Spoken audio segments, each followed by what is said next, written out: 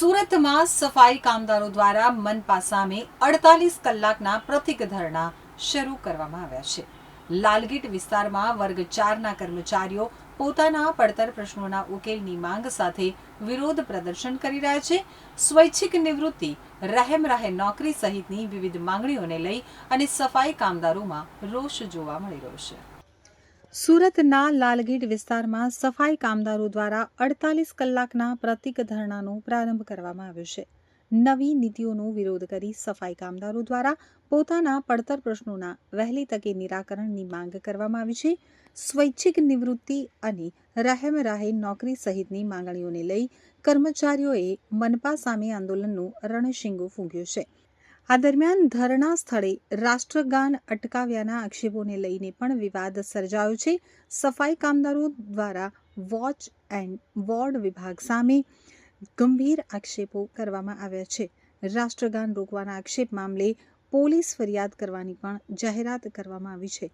માંગણીઓનો ઉકેલ નહીં આવે તો આંદોલન વધુ ઉગ્ર બનાવવાની ચીમકી પણ આપવામાં આવી છે। મોહમ્મદ ઇકબાલ શેખ, મહામંત્રી, સુરત મહાનગરપાલિકા કર્મચારી મહામંડળ। સુરત મહાનગરપાલિકામાં ફરજ બજાવતા કર્મચારીઓના ઘણા પ્રશ્નો લાંબા સમયથી પડતર છે। આ માટે અમે તમામ કમિશનરશ્રીથી માંડીને તમામ અધિકારીઓ પદાધિકારીઓને આ અંગેની વારંવાર રજૂઆતો કરી છે, છતાં અમારા પ્રશ્નોનું નિરાકરણ કરવામાં આવતું નથી।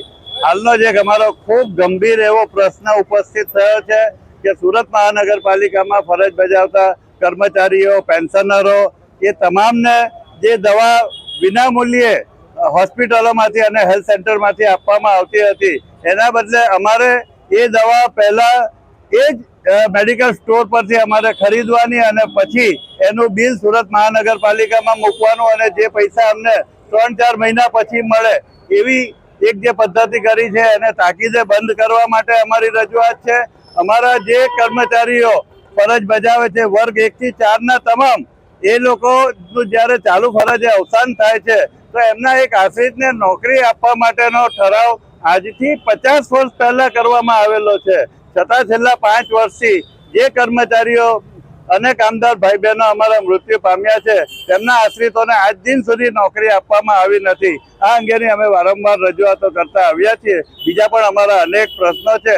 અમે ઈચ્છીએ છીએ કે અમારા આ પ્રશ્નોનું તાકીદે નિરાકરણ કરવામાં આવે, અન્યથા આજે 14મી ઓગસ્ટ છે, આવતીકાલે 15મી ઓગસ્ટ છે, એટલે આજથી અમે આંદોલનની એક શરૂઆત કરી છે અને હવે આ આંદોલનને અમે આગળ લઈ જઈશું અને વધુ ઉગ્ર રીતે અમે આંદોલન કરવાની ફરજ પડશે।